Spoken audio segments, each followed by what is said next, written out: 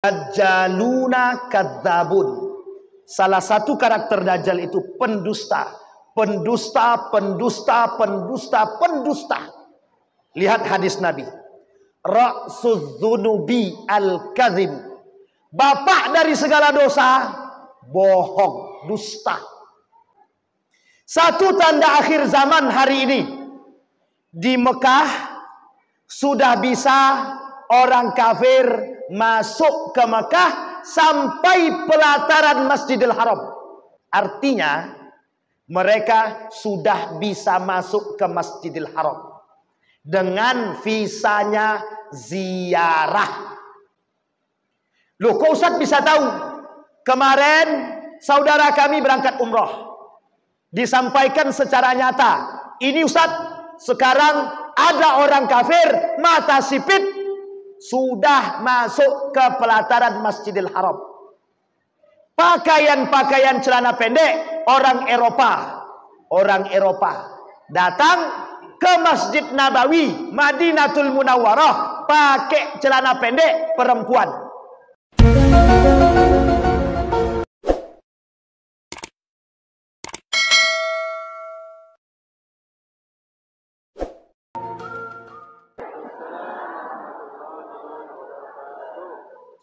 Assalamualaikum warahmatullahi wabarakatuh.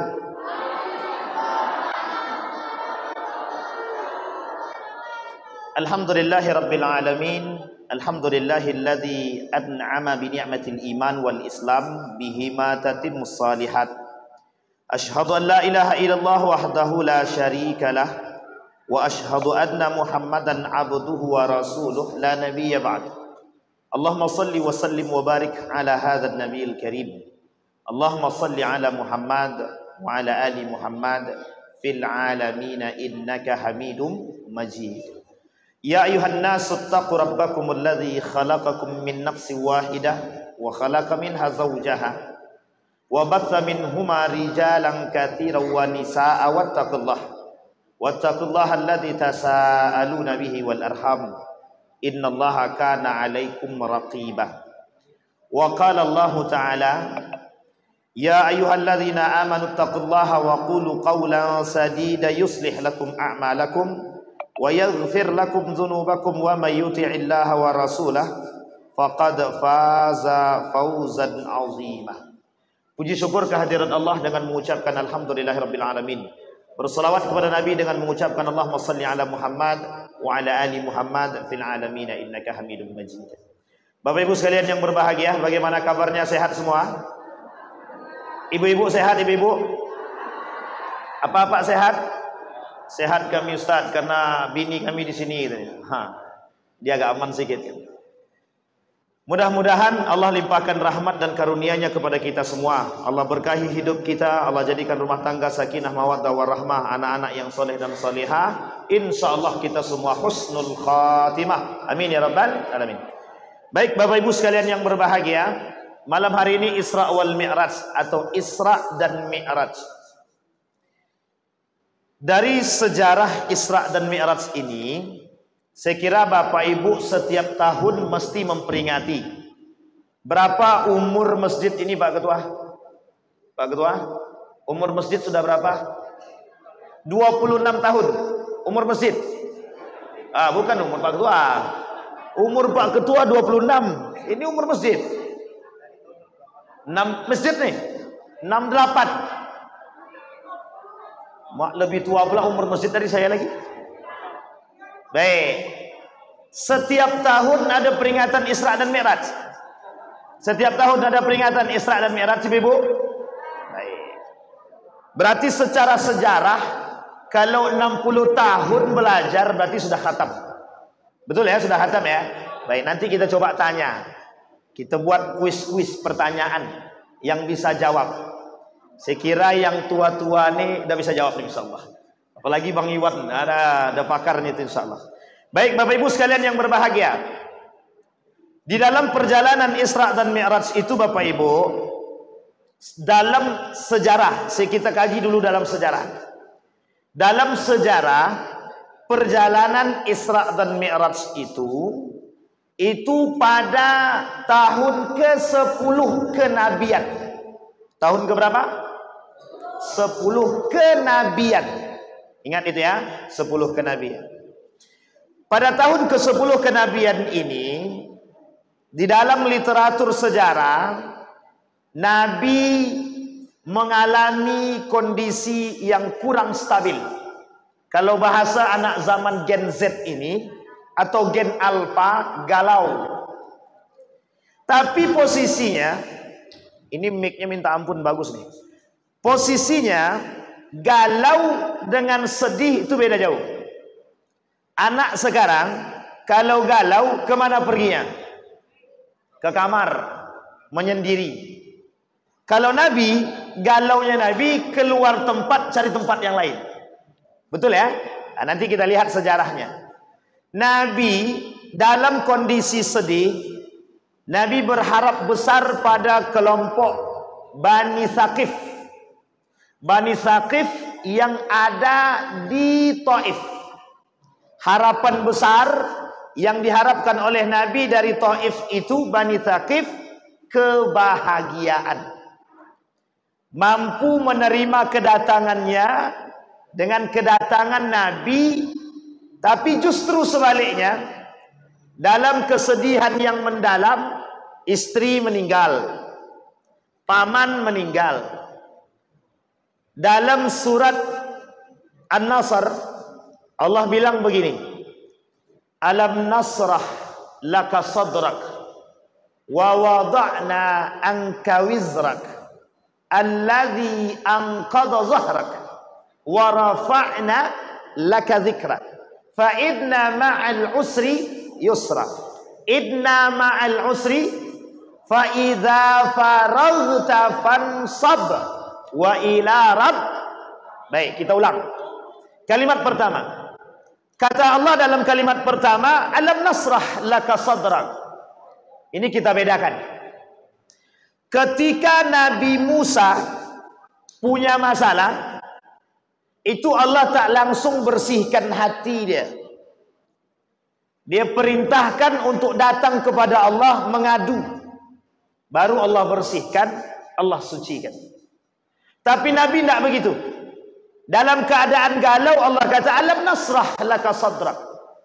Muhammad, tidakkah kami sudah mengirim pertolongan kepadamu, kebahagiaan kepadamu, dan ketenangan yang kami berikan dalam hatimu. Jadi Nabi tidak perlu minta. Sedihnya Nabi, bahagianya Nabi tidak perlu minta. Nabi yang lain semuanya minta dulu. Ya Allah, tolong tenangkan hatiku, ditenangkan. Tapi kalau Nabi tidak. Bahkan Allah yang kata, kenapa engkau galau? Kenapa engkau sedih? Bukankah kami sudah melapangkan dadamu? Melapangkan dada di sini, kita kaji dalam sejarah. Ini diingat baik-baik. Nanti dalam pertanyaan muncul. Sebelum kita buat di akhir kuisnya, kita tanya sekarang. Kata Allah, Nabi hatinya sudah dibersihkan sebersih-bersihnya. Dalam pandangan para ulama, saya ambil dari karangan Syekh Najmuddin Al-Ghaitsi dan Imam As-Suyuti dan Ibnu Hajar Al-Asqalani, namanya Syaqqus Sadr. Syaqqus Sadri. Ingat-ingat. Apa namanya? Syaqqus Sadri. Bisa diulangi? 1, 2, 3. Apa artinya Bapak Ibu? Belah dada. Dibelah dada. Sekarang pertanyaan pertama muncul. Berapa kali Nabi dibelah dadanya? Yang bisa jawab boleh pulang duluan. Angkat tangan. Yang tahu berapa kali? 2 kali. Yang bilang 2 angkat tangan. Siapkan hadiahnya Bang Ketua. Salah. Ini sudah masuk tebak-tebakan nih kalau udah kayak gini nih. Ada yang angkat tangan di luar tadi, tapi tak berani. Silakan Bapak Ibu. 3 kali. Kita nego saja. Kita pakai nego. Salah. Berapa? 1 kali. Salah. Oh berarti ini dah Udah kayak main apa nih? Baik Bapak Ibu. Berapa Bu? 4 kali, karena 1 tidak, 2 tidak, 3 tidak, 4 kali, betul? Jawaban itu paling tepat Bu. Kapan Bu? Baik. Ibu-ibu sekalian yang berbahagia, Bapak Ibu sekalian yang berbahagia. Dalam riwayat para ulama, Nabi disebutkan syaqqus sadar 4 kali. Ditulis baik-baik.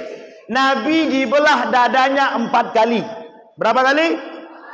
1, ketika Nabi berumur 4 tahun. Berapa tahun?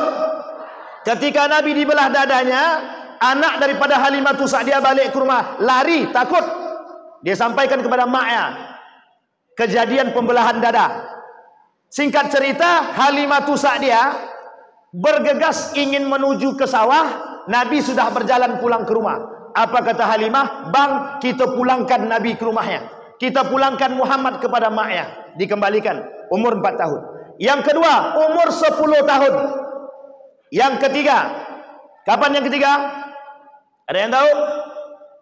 Yang ketiga, pertama tadi umur 4, yang kedua umur 10, yang ketiga ketika Nabi mendapatkan wahyu di mana? Di Gua Hira. Bertemu Sang Pencipta, tapi dah bukan bertemu secara tatap muka. Berapa kali Nabi bertemu dengan Sang Pencipta, tapi bukan dengan tatap muka? Berapa kali Nabi bertemu dengan Sang Pencipta, tapi tidak tatap muka? Nah, ini perdebatan para ulama panjang. 2 kali. 1, Isra wal Mi'raj di balik tabir hijab. Yang kedua, dalam istilah penerimaan wahyu Gua Hira, dalam istilah bertahanus. Nabi sempat berkomunikasi dengan Sang Pencipta dalam bahasa para ulama. 2, tapi yang mengatakan lain ada, bahwa Nabi di Gua Hira tidak berbicara dengan Sang Pencipta, hanya saja Sang Pencipta membersihkan hati dia.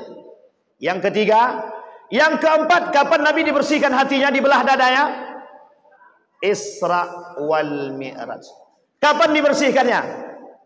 Ketika Nabi sedang duduk di depan Ka'bah bersama 2, 1 Abu Talib, yang kedua Ja'far bin Abi Talib.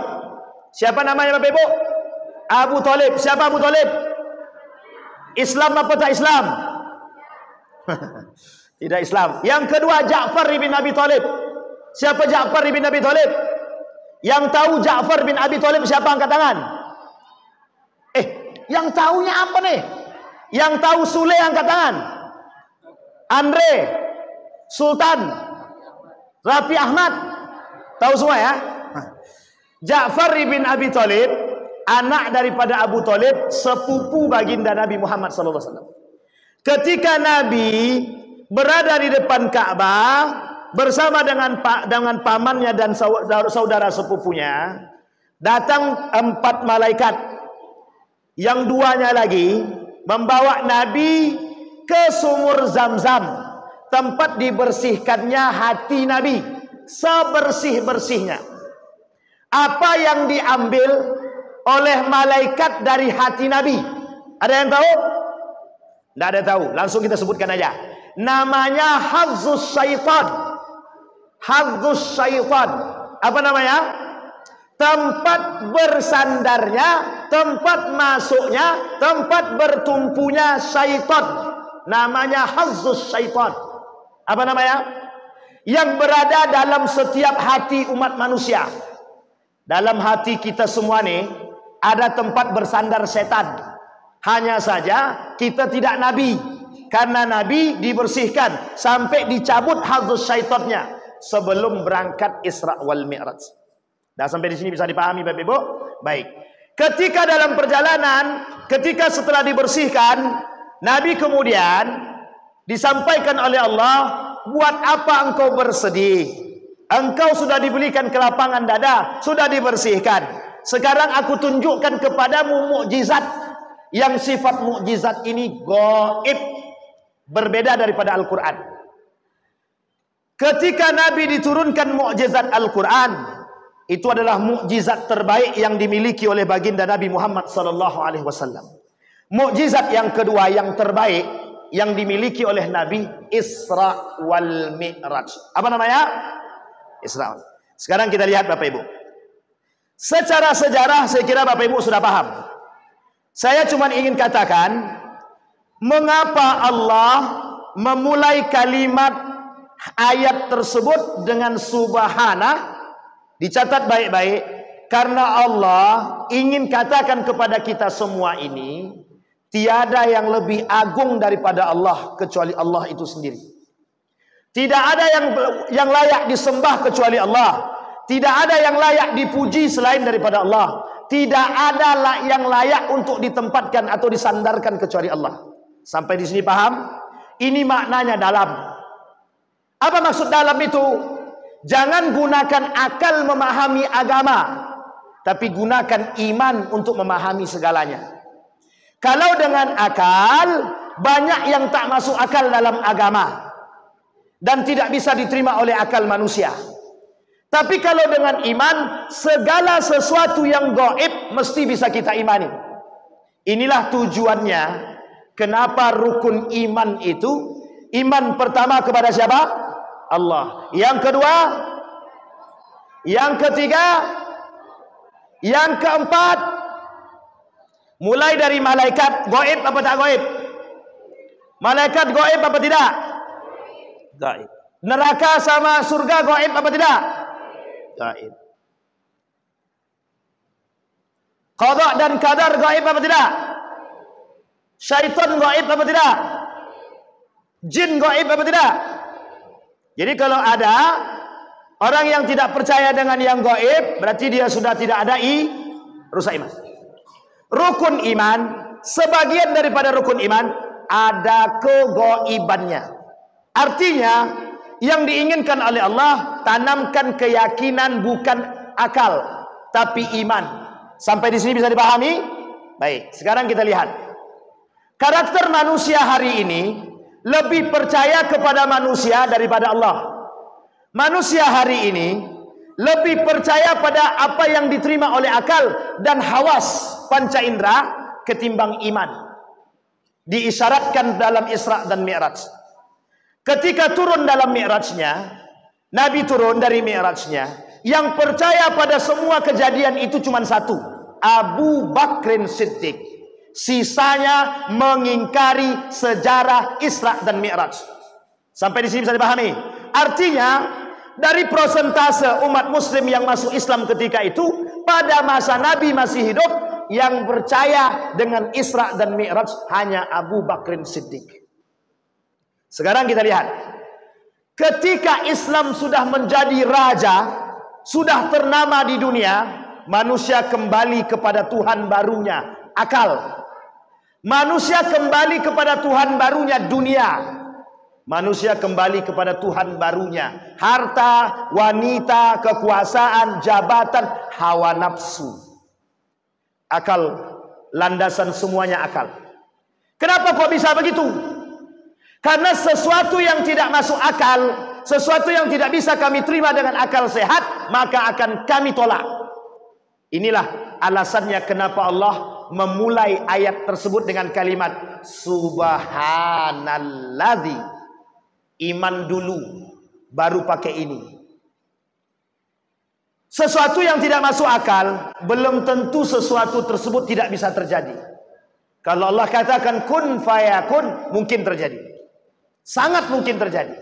Yang kedua, Allah perjalankan Nabi. Ketika Allah memperjalankan baginda Nabi dari Masjidil Haram ke Masjidil Aqsa. Bapak Ibu perhatikan, kenapa Allah memperjalankan Nabi dari masjid ke masjid? Dari masjid ke masjid. Kenapa Allah tidak jalankan dari sumur Zam-Zam atau dari tempat yang lain, kebun kurma, kemudian padang pasir, masih banyak tempat yang lain? Kenapa Allah mulai dari Masjidil Haram, masjid, ke Masjidil Aqsa, masjid, dan berakhir juga di masjid? Pertanyaannya, mengapa Allah menggunakan kalimat masjid? Tahu Bapak Ibu alasannya? Satu, masjid makan lis sujud, tempat untuk sujud. Satu.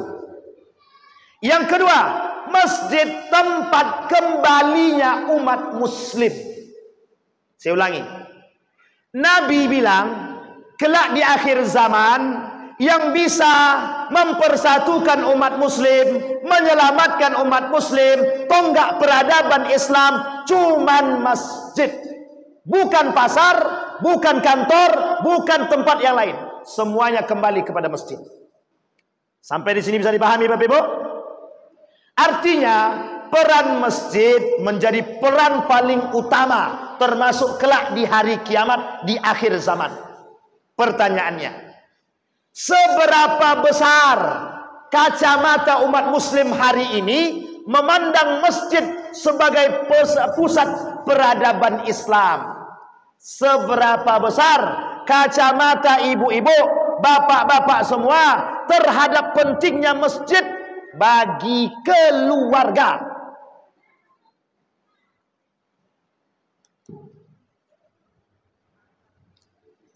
Bagaimana Bapak Ibu? Aman?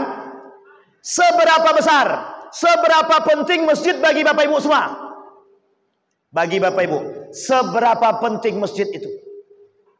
Harus jujur jawabannya. Seberapa penting Bapak Ibu? Tidak sepenting kehidupan kita, dan tidak sepenting pasar, dan tidak sepenting makanan, dan tidak sepenting kebutuhan pokok. Kok bisa begitu Pak Ustaz? Ya, kita anak kita tak ke masjid, kita biasa-biasa saja, tidak ada rasa kecewa. Suami kita tidak ke masjid, kita tidak kecewa. Istri kita tak ke masjid, kita biasa-biasa saja. Keluarga kita tak ke masjid, kita biasa-biasa saja. Artinya masjid tidak penting. Artinya masjid bukan apa-apa. Artinya apa yang dilakukan oleh Allah ingin tunjukkan kepada kita betapa pentingnya masjid bagi umat muslim sebagai simbol peradaban umat Islam kelak di akhir zaman.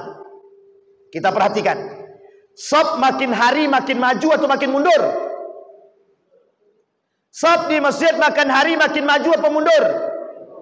Mundur kan? Berarti makin banyak jamaahnya. Bapak Ibu sekalian yang berbahagia, apalagi di bulan Ramadan itu kemajuan soft itu sangat nampak itu. Itu yang kita banggakan itu, Pak. Maju betul. Sampai-sampai cuman imam sama sajadah.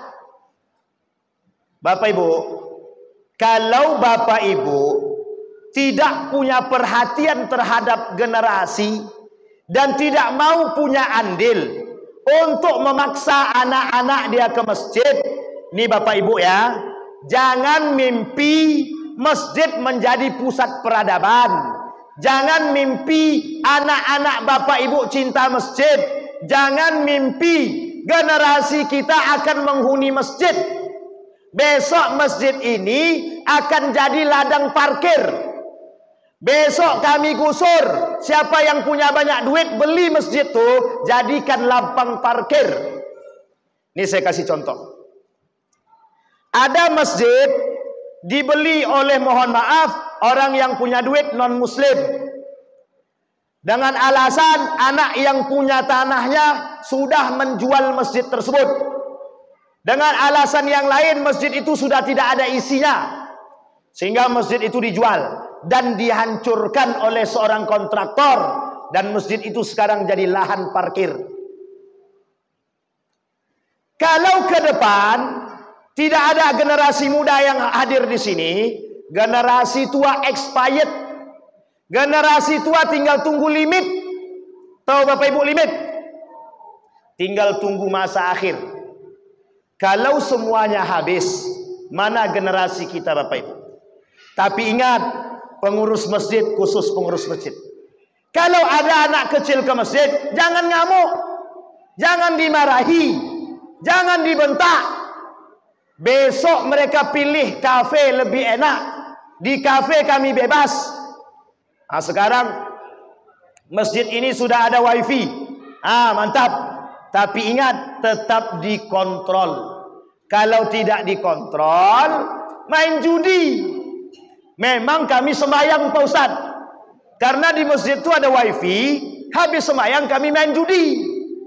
Judi online. Ini sejalan pada masa dahulu Bapak Ibu. Pada masa dulu ada sahabat, mohon maaf, sebenarnya bukan sahabat. Ya, ada sahabat Nabi yang suka mabuk, namanya Nuaiman. Kerjaannya mabuk. Nabi bilang, Nuaiman, solat dia. Habis solat di lantaknya mabuk. Mabuk lagi dia. Nabi tak komentar apapun. Nabi diam saja. Dan ini bukan berarti dalil bolehnya mabuk-mabukan, bukan. Artinya kondisi dahulu akan terulang kembali. Ada orang yang, mohon maaf, kalau kita tidak kontrol Bapak Ibu, dengan wifi yang kita sediakan, jangan sampai anak-anak kita main judi online. Meskipun mereka ke masjid Pak Ustaz, yang penting, tidak apa-apa mereka main judi Pak Ustaz, yang penting mereka ke masjid. Itu sama-sama saja bunuh diri nama itu. Ya, tetap harus dikontrol meskipun sudah ada wifi. Kembali kepada poin tadi Bapak Ibu, Isra dan Mi'raj. Dalam perjalanan Isra dan Mi'raj dari masjid ke masjid, satu Bapak Ibu, Masjidil Haram lambang kesucian umat muslim, lambang penghambaan, lambang ketaatan. Yang kedua, Masjidil Aqsa. Masjidil Aqsa lambang kekuatan umat muslim. Mengapa kita semua diajak oleh masyarakat Palestina untuk ikut andil membela rakyat Palestina? Mohon maaf, kita bukan membela rakyat Palestina, tapi kita membela Masjidil Aqsa, kewajiban umat muslim.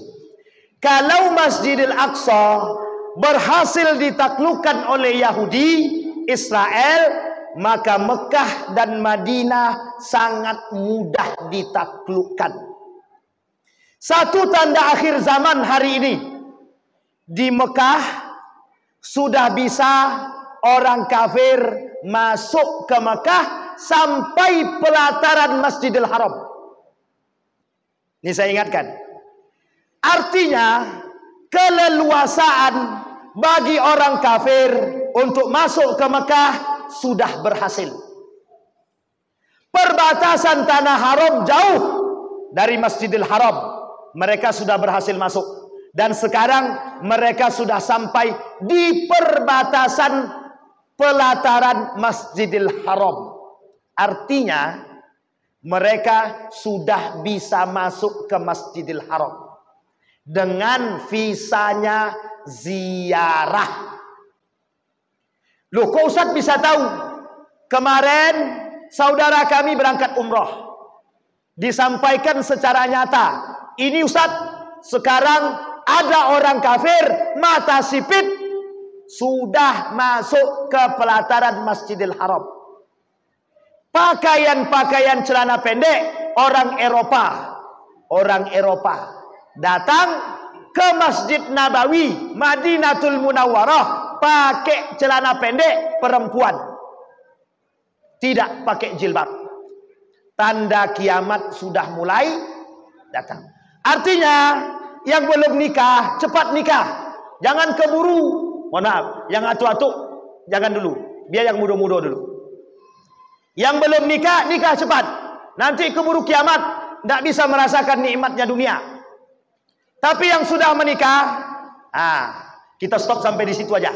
Nanti berkelahi kita nanti. Baik Bapak Ibu, kembali kepada poin tadi. Masjid, ingat. Sentral peradaban masjid, peradaban umat Islam adalah masjid.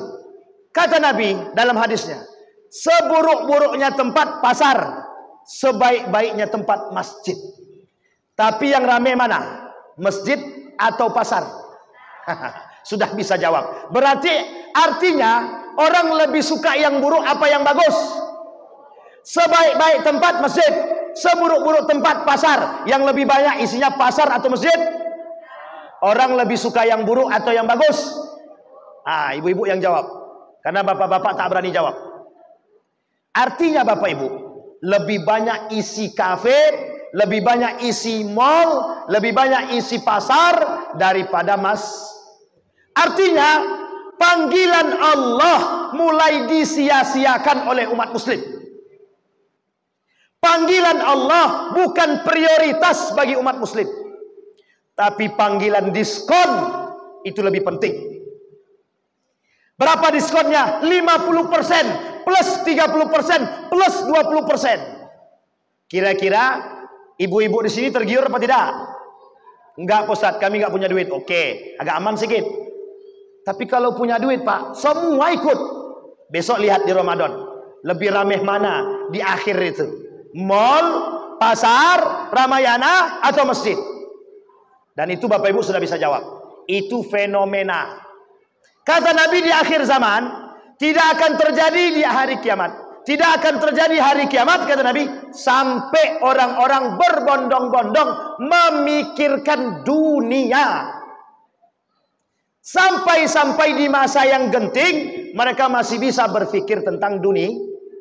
Sudah mau mati, masih berpikir tentang dunia. Kembali kepada poin masjid. Allah bilang dalam ayatnya, dalam Al-Quran, la masjidu ussisa ala taqwa min awwali yaumin ahaqqu an taquma fihi rijalun yuhibbu ayyatatahhar wallahu yuhibbul muttahhirin. Kata Allah, masjid tempat mencetak ketakwaan. Sekarang kita lihat perkataan Nabi dalam hadisnya. Orang datang ke masjid bukan untuk sholat, tapi untuk pamer. Orang datang ke masjid bukan untuk sholat, tapi membangga-banggakan diri. Orang datang ke masjid bukan untuk menunjukkan siapa yang paling bertakwa, tapi untuk mempamerkan seberapa banyak hafalan yang mereka terima. Artinya Bapak Ibu, perkataan Nabi mulai terbukti sedikit demi sedikit. Kata Nabi, itu tanda akhir zaman. Itu tanda datangnya akhir zaman. Bahwa masjid bukan lagi pusat, bahwa masjid akan ditinggalkan, bahwa masjid bukan lagi tempat kembali, tapi masjid adalah sarana orang untuk bermegah-megahan, sarana orang untuk rebut-rebutan, sarana orang untuk membangga-banggakan diri. Betul apa salah? Betul apa salah? Kita lihat, ada pengurus masjid yang berkelahi gara-gara merebut ketua masjid. Tak ada duit, masjid itu tak mau jadi ketua. Setelah nampak duit itu, semuanya, aku ketua masjid, aku. Banyak aku. Tapi coba masjid itu tak ada duit, berutang lagi masjid itu, tak akan ada yang mau. Ndak sanggup aku cari duitnya. Setelah duitnya banyak, baru, kami sanggup, saya sanggup. Jadi banyak modus-modus orang, mohon maaf, jangan tersinggung para pengurus masjid. Ini tidak ada singgungan, tapi memang kalau yang tersinggung, alhamdulillah, karena penting untuk disadari. Kembali kepada poin. Dalam ayat yang lain kata Allah, innama ya'muru masajidallah man amana billahi wal yaumil akhir. Orang yang bisa memakmurkan masjid hanya orang beriman. Jadi yang hadir hari ini itu orang-orang beriman. Orang yang hadir hari ini adalah orang-orang yang beriman. Kenapa beriman? Karena terpaut hatinya dengan masjid. Mohon maaf Bapak Ibu, di luar Bapak Ibu ini masih banyak orang-orang yang enggan datang ke masjid karena ada urusan masing-masing. Allah tidak lebih penting bagi mereka daripada urusan mereka.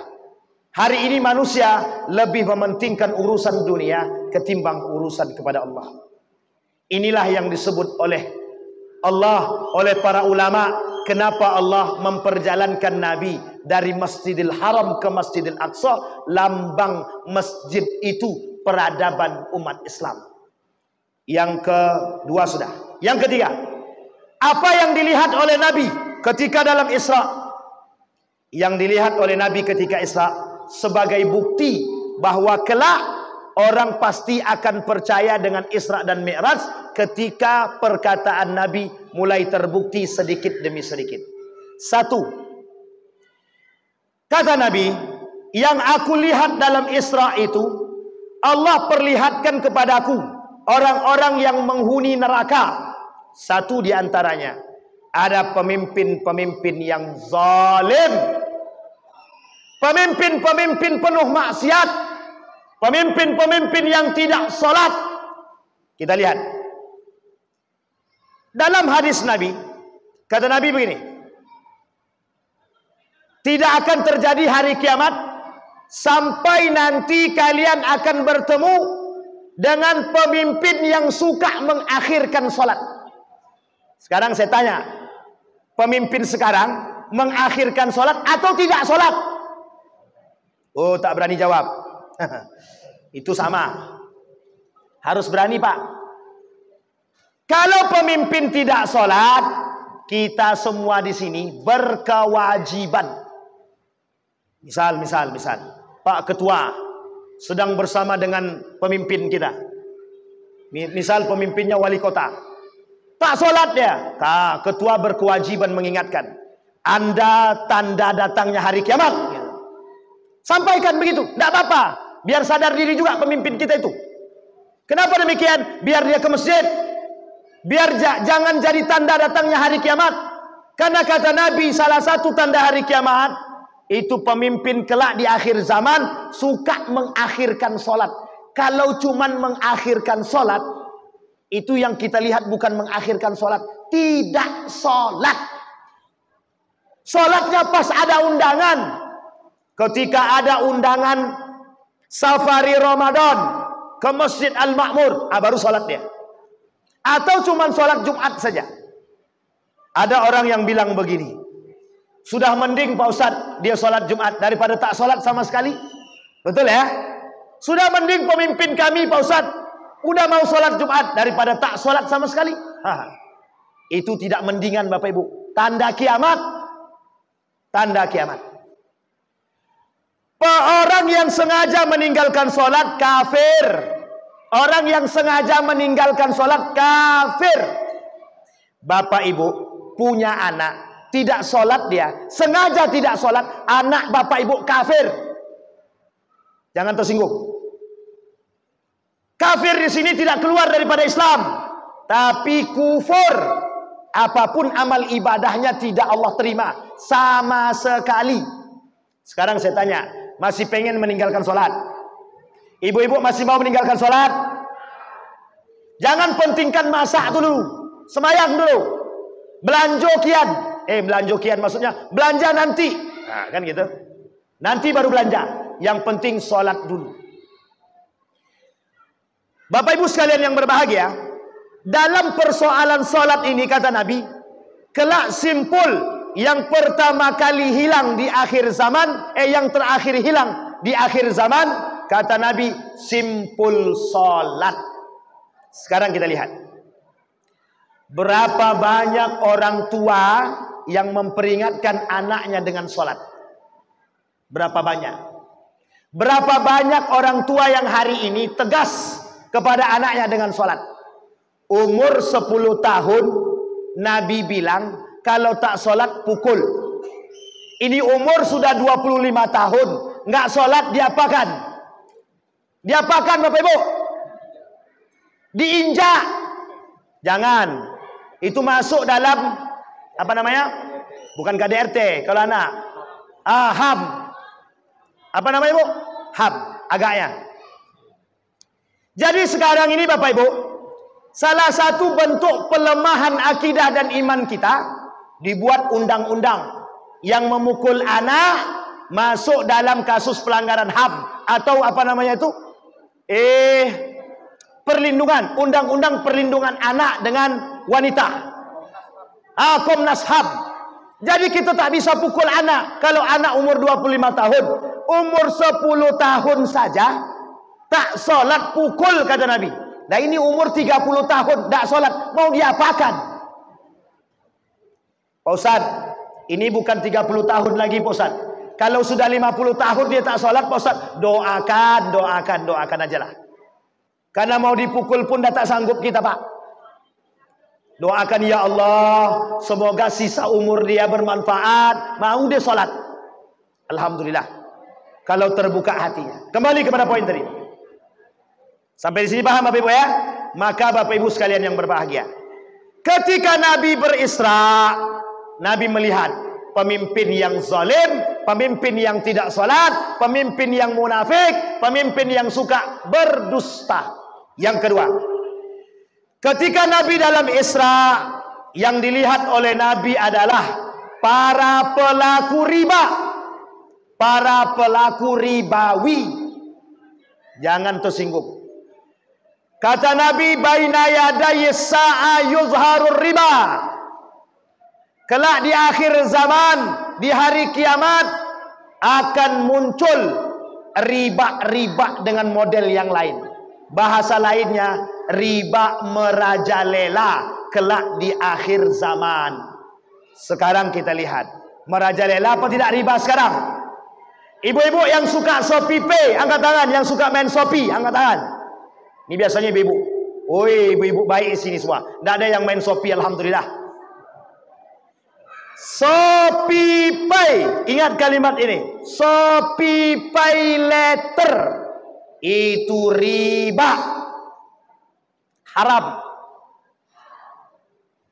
langsung diharamkan. Kecuali nanti dirubahnya sama Shopee itu pinjam tanpa bunga, boleh. Tapi sekarang tidak ada. Shopee Pay Later itu ittafaqal ulama al-asri, ulama-ulama hari ini yang kontemporer, yang Shopee Pay Later itu haram. Apa hukumnya Bapak Ibu? Tapi kalau Shopee-nya bagaimana Pak Ustaz? Berbeda pendapat. Ada yang membolehkan, ada yang mengharamkan. Tapi jumhur ulama sepakat, ulama-ulama kita sepakat boleh saja menggunakan Shopee. Sampai di sini bisa dipahami? Bapak Ibu, model-model riba sekarang sudah banyak. Adanya penipuan, adanya tanam saham, adanya mohon maaf gadai emas, adanya tanam emas, adanya nabung emas, dan semua itu Bapak Ibu dipahami betul-betul. Kalau ada bunganya, kalau ada kezalimannya, kalau ada spekulasinya, kalau ada ribanya, haram. Jangan main. Kata Nabi, kelak di hari kiamat, di akhir zaman, itu banyak pelaku riba. Riba itu merajalela. Orang tak takut dengan riba, tak takut. Orang tak takut diperang sama Nabi, sama Allah, nggak takut. Kalau dia takut, dia tidak mungkin kredit-kreditan itu. Tapi Pak Ustadz, kalau kami tak kredit, kami tak bisa beli motor. Tapi Pak Ustadz, kalau kami tak kredit, kami tak bisa beli mobil Pajero Sport. Gengsi, gaya hidup hari ini menjadi Tuhan baru bagi umat manusia yang mempertuhankan hawa nafsu dia. 3 hal kata Nabi yang merusak dan menghancurkan umat manusia. 1 diantaranya hawa nafsu. Kata Nabi, kelak tidak akan terjadi hari kiamat sampai umat muslim, manusia-manusia itu lebih cinta kepada dunia daripada iman atau kepada Allah. Mereka lebih cinta dunia. Sampai-sampai orang berilmu pun memperjualbelikan ilmunya demi harta. Sampai di sini bisa dipahami? Baik, yang kedua. Yang ketiga, yang dilihat oleh Nabi ketika Isra, perzinahan. Apa namanya Bapak Ibu? Perzinahan. Kelak perzinahan itu Bapak Ibu akan menjadi sebuah kebiasaan oleh umat manusia. Baik muslim ataupun non muslim, perzinahan akan menjadi hal yang biasa. Kita lihat, orang yang sudah punya istri, mereka akan cari istri orang lain atau perempuan lain, selingkuh. Istri yang sudah punya suami, dia akan cari suami yang lain dengan berbagai macam alasan, selingkuh. Sudah tak malu lagi, sudah biasa. Ketika ditanya, kau pilih yang mana? Istri sahmu atau selingkuhanmu? Jawabannya yang kedua, aku pilih selingkuhan. Lebih banyak laki-laki model itu hari ini. Jangan tersinggung bapak-bapak. Memang begitu keadaannya. Kenapa di KUA itu lebih banyak married by accident? Karena terlalu banyak perselingkuhan dan perzinahan. Sampai-sampai kata KUA tu, mohon maaf Pak Ustaz, sekarang ini lebih banyak orang nikah married by accident. Tahu Bapak Ibu married by accident? Hamil duluan baru nikah. Na'udzubil, Bapak Ibu yang punya anak perempuan dan anak laki-laki, tolong dijaga. Jangan biarkan mereka bergerak leluasa. Apa tak lagi, Bapak Ibu yang punya anak laki-laki dan perempuan, jangan bolehkan mereka membonceng anak gadis orang yang bukan muhrimnya atau mahramnya. Haram Bapak Ibu, haram. Semakin anak itu mendekat kepada kemaksiatan, selangkah bapak ibunya masuk ke dalam jurang neraka. Saya ulangi sekali lagi. Selangkah seorang anak menuju kemaksiatan, selangkah bapak ibunya masuk ke dalam neraka. Selangkah seorang istri keluar dari rumah tanpa hijab, selangkah seorang suami masuk ke dalam neraka. Selangkah seorang anak keluar dari rumah tanpa menutup aurat, baik celananya, baik rambutnya, baik semuanya, selangkah kedua orang tuanya masuk ke dalam neraka. Bapak Ibu boleh tertawa dengan kondisi ini, tapi ingat, janji Allah pasti terjadi. Pasti Allah pasti akan kasih janjinya Allah kepada mereka yang melakukan kemaksiatan. Yang keempat, ini sampai jam berapa ketua? Sampai subuh. Oke, siap Bapak Ibu sampai subuh? Tidak siap dong. Kita sepakati Bapak Ibu, berapa menit lagi? Sudah selesai? Cukup? Oh belum. Kita sepakati berapa menit? Kalau bisa jangan lama-lama. Kita sepakati sampai jam 10 kurang 20 menit. Berarti tersisa 5 menit lagi. Oke? Sepakat? 10 kurang 20 kan panjang tuh Pak. Jadi biar dibahasakan 10 dulu kan begitu. Baik Bapak Ibu. Nah Bapak Ibu sekalian yang berbahagia, kembali kepada poin tadi Bapak Ibu. Nah sekarang perhatikan Bapak Ibu. Ketika Nabi berbicara tentang persoalan yang dilihat, yang dipandang oleh Nabi ketika Isra. Ini belum Mi'rajnya Bapak Ibu, belum Mi'raj.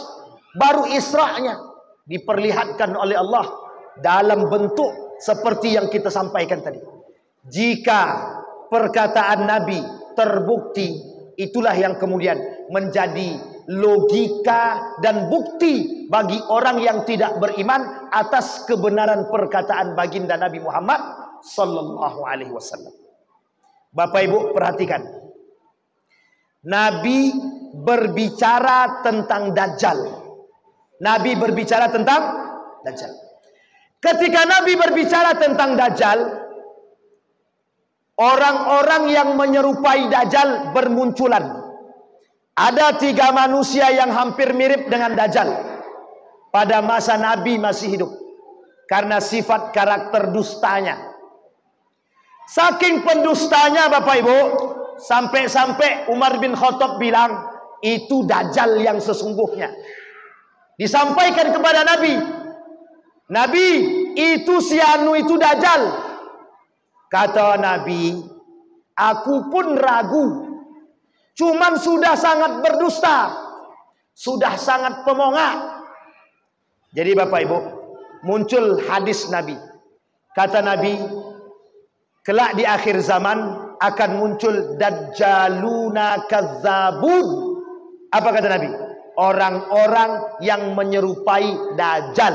Manusia sifatnya seperti Dajjal. Seperti apa Bapak Ibu? Apa sifat Dajjal itu? 1, Panduto. Apa namanya Bapak Ibu? Sekarang saya tanya, siapa di antara Bapak Ibu hari ini yang tidak pernah berdusta sama sekali, angkat tangan.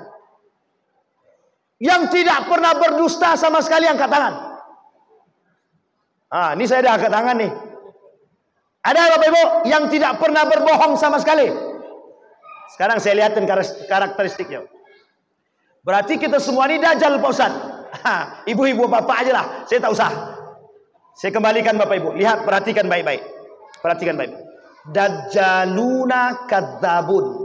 Salah satu karakter dajjal itu pendusta. Pendusta, pendusta, pendusta, pendusta. Lihat hadis Nabi. Ra'sudz dzunubi al-kadzib. Bapak dari segala dosa, bohong, dusta.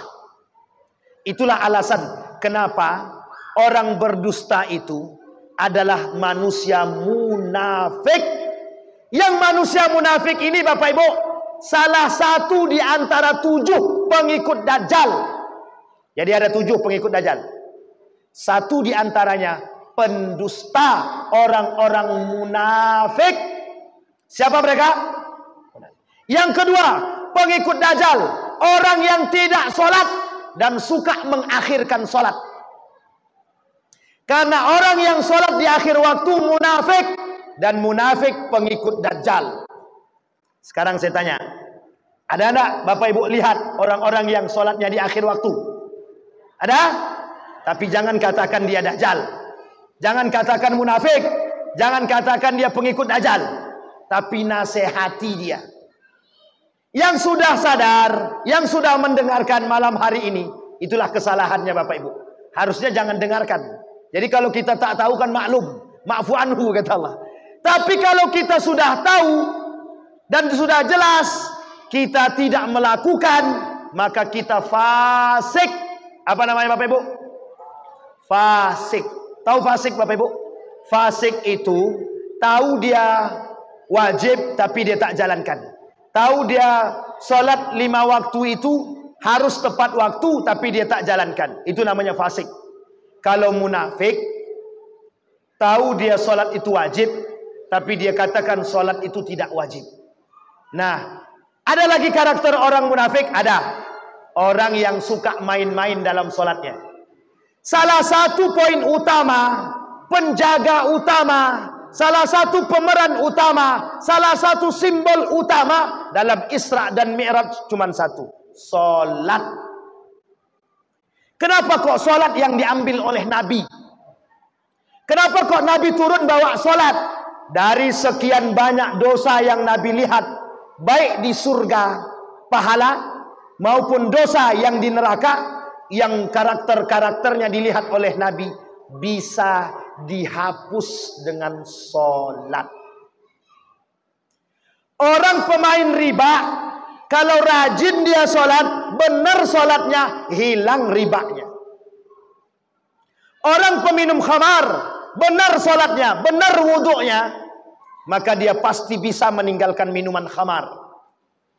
Orang yang tidak berakhlak, orang yang suka korupsi, suka mencaci, suka memaki, kalau benar sholatnya, dia tidak akan mencaci, tidak akan memaki.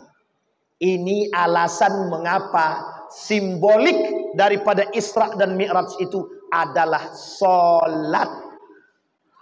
Bapak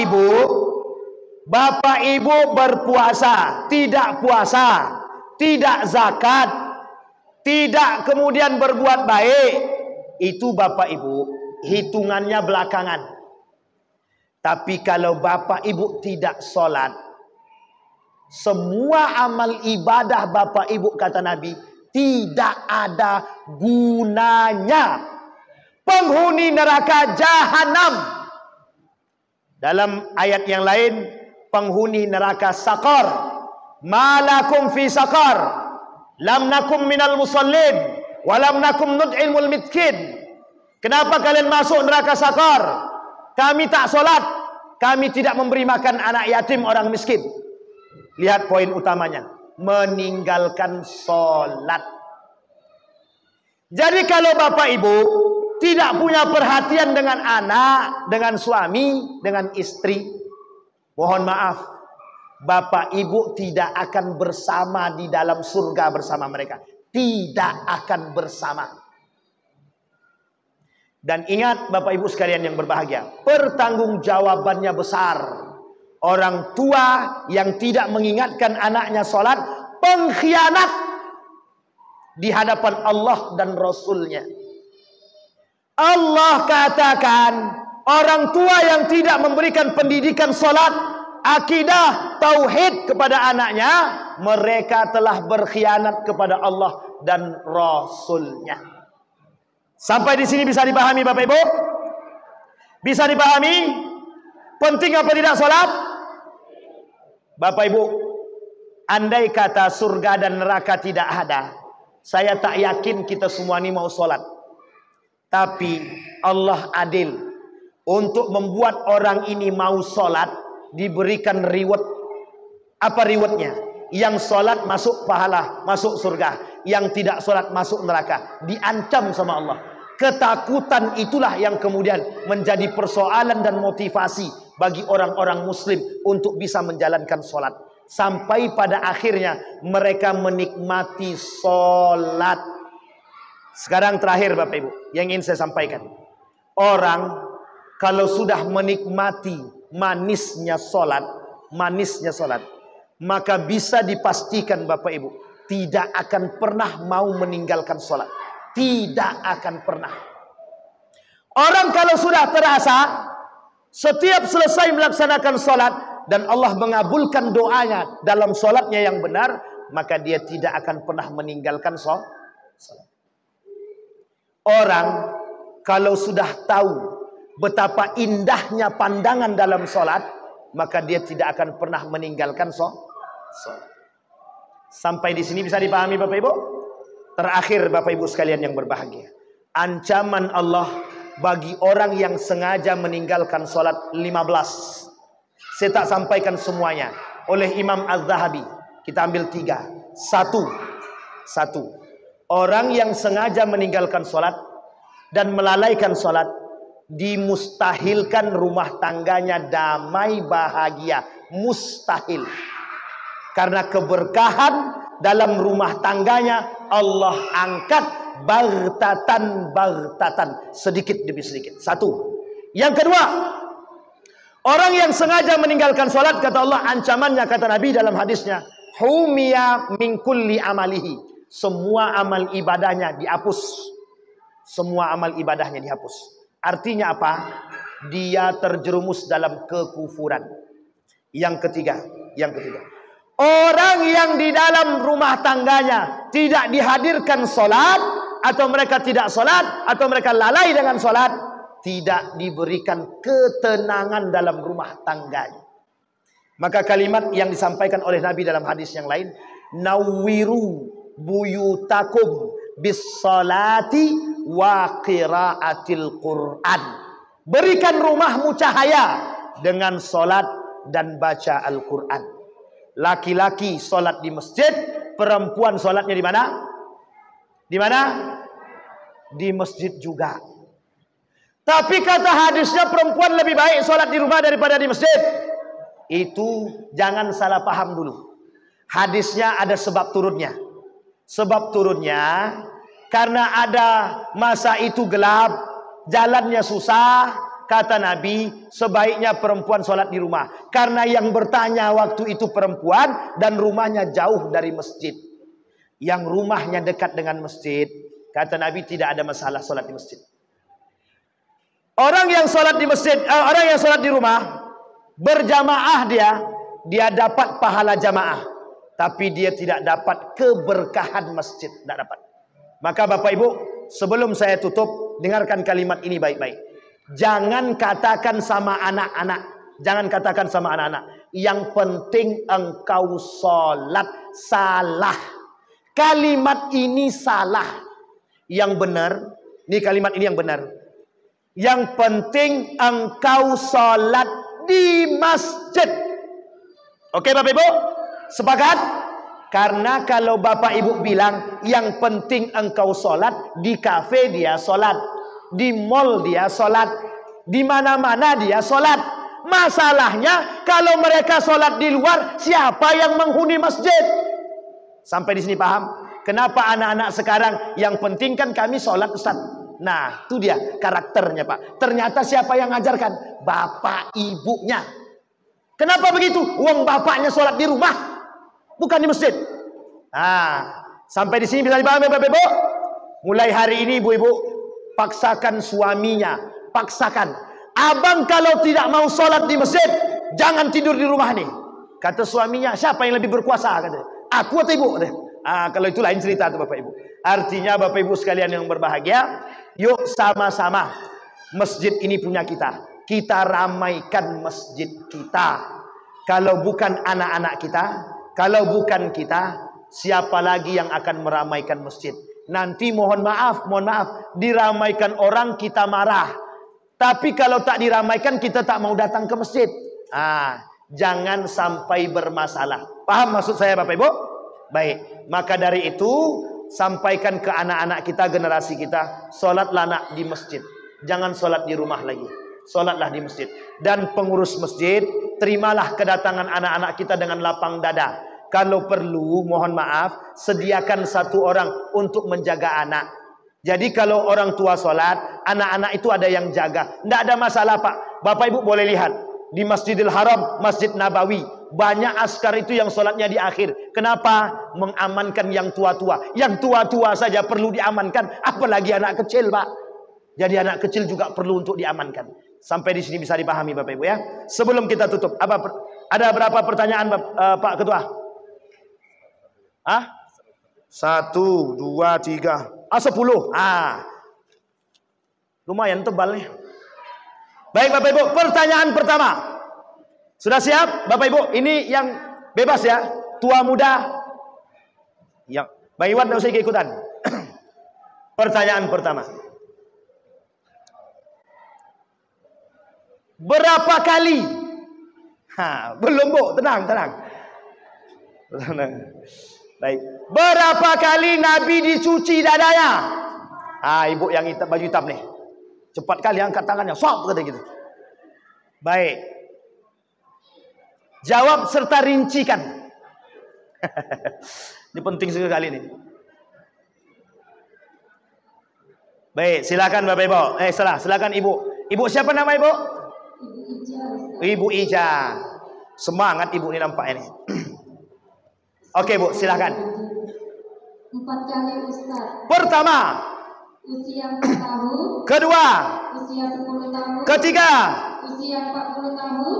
Keempat, usia 53 tahun. Masya Allah. Betul apa salah? Masya Allah. Ini bukan cari Google kan Bu? Perasaan saya tak ada ngomong umur tadi. Oh mantap. Baik, alhamdulillah ada yang nulis. Ini langsung dikasih atau gimana? Silakan Abang. Terima kasih Bang. Pertanyaan kedua, halal Bu, halal insyaallah.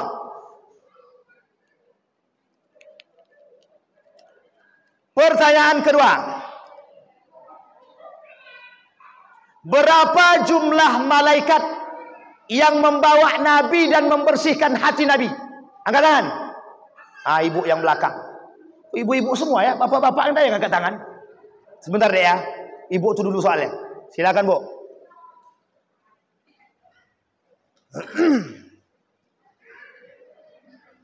Baik.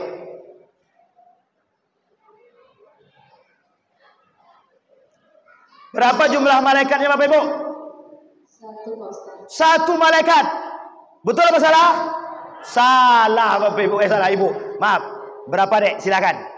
4 malaikat. Betul. Silakan. Mana tadi Bang? Adik ganteng kita. Monggo. Silakan. Betul dek. Mantap. Mendengarkan adik tadi. Malaikat apa aja? 1. Malaikat Jibril. Kedua, Malaikat Ridwan ini ya. Ibu bawa nama saya pula Malaikat Ridwan. Tidak ada Malaikat Ridwan, tidak ikut dia. Pertama Malaikat Jibril, Mikail, Israel, Israfil. Ada 3. Ada 4, maaf. Baik, pertanyaan ketiga. Pada tahun berapa kejadian Isra dan Mi'raj? Ibu itu lagi. Silakan. Mudah-mudahan betul kali ini.